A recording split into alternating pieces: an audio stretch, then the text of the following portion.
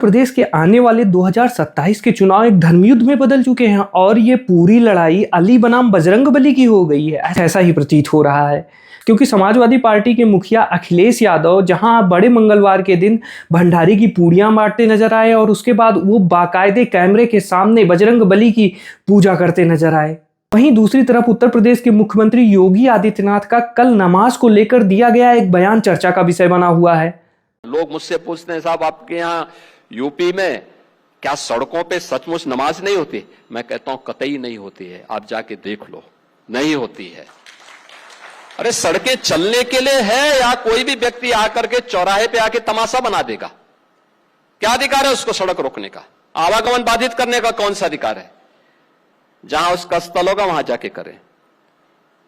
उन लोगों ने मुझसे कहा साहब कैसे होगा, हमारी संख्या ज्यादा है। हमने कहा शिफ्ट में कर लो, तुम्हारे घर में रहने की जगह नहीं है तो भाई संख्या नियंत्रित कर लो।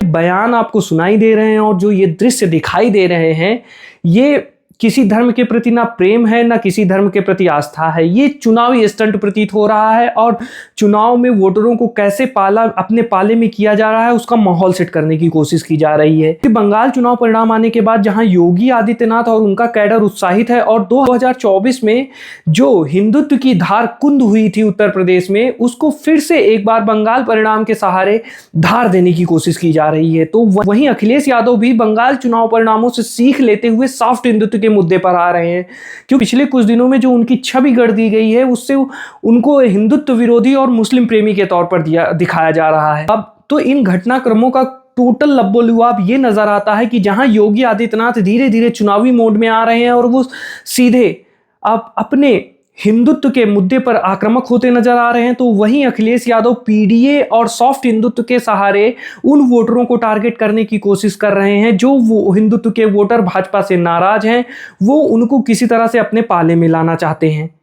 अखिलेश यादव ने जिस तरह से राजकुमार भाटी जैसे नेताओं को सख्त चेतावनी देते हुए किसी जाति विशेष के खिलाफ टिप्पणी करने से हिदायत दे दी, उन्होंने इंटरनल मीटिंग में नेताओं को यह भी चेतावनी दे डाली कि आप लोग गलत बयानी से बचिए और सबको लेकर आपको चुनाव लड़ना है, क्योंकि पीडीए का जो उनका फार्मूला हिट हुआ था वो उसी फार्मूले के तहत कुछ और लोगों को, हिंदुत्व वोटरों को अपने साथ जोड़ना चाहते हैं।